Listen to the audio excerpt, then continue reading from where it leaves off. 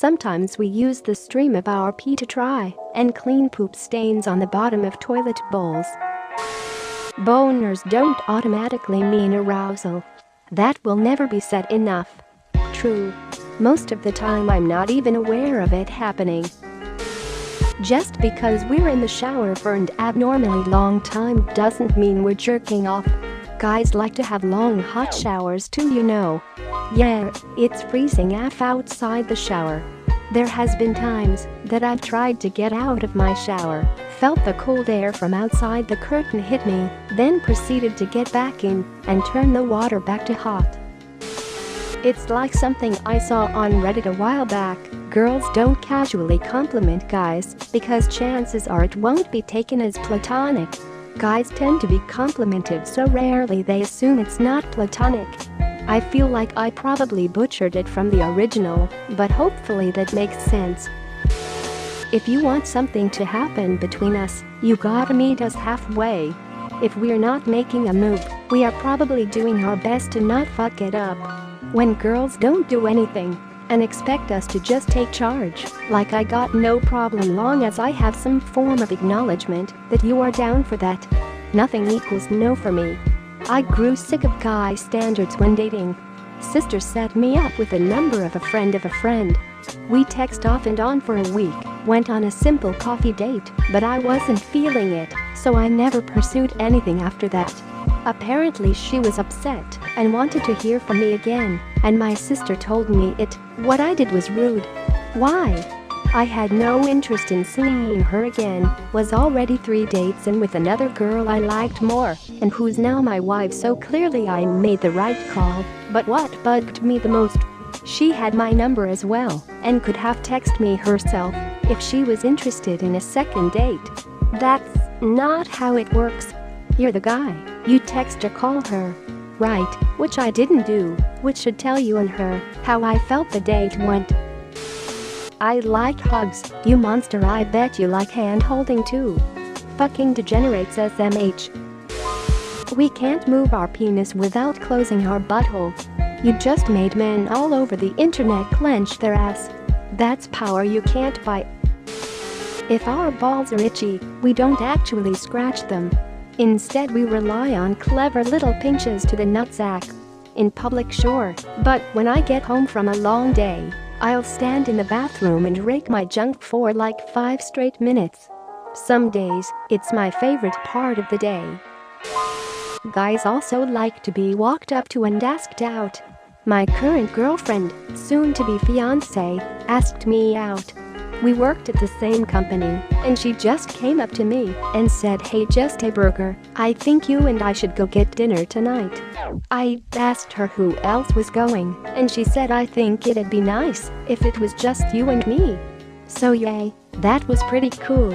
There is a guy at my office I really want to ask out, and you might have just given me the courage to do it. Oi, edit. Not sure if anyone will see this, but today I talked to him casually for a few minutes at lunch, our first time talking. We've only smiled at each other until now, and before he left the office later in the day, he stopped by my desk and asked me out.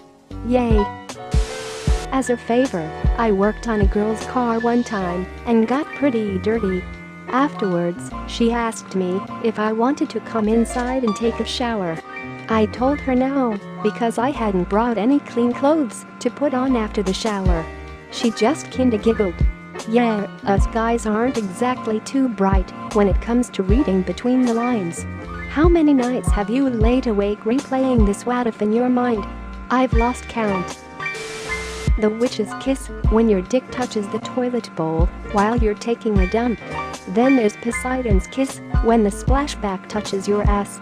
Then there's Medusa stare, when you look in the mirror while rubbing one out. Because looking at yourself makes you rock hard. It's actually not always so easy to get an erection. Sometimes he's tired, or he's nervous or worried, or he's on meds that make it difficult. Antidepressants are notorious for this, or any number of things.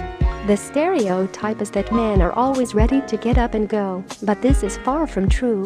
So don't expect it, and don't be offended when his dick doesn't want to play, even if he does. to add to this, sometimes you can't orgasm. It's not that sex doesn't feel great, it's the same game of tired, meds, anxious, etc. When you ask what are we thinking about and we say nothing, we really mean it. Never underestimate a guy's ability to not being thinking about stuff at all times. It took my girlfriend, now wife, years to accept this as truth. It is 100% accurate that I am often literally not thinking about anything. What are you thinking about? Nothing. No, really, nothing. What are you thinking about? How many drones do you think it would take to lift the cat? When people come crying to us, our first inclination is to fix the problem. Since this is, often, not possible, lead with something along the lines of "Can I vent for a minute?" or anything that signals to us this is just a time for active listening rather than a problem-solving session. As a man, I support this message. Compliments will last for weeks, months, even years. Guys are crazy for a simple "you're hot" or "you're really handsome" or something with their personality or looks.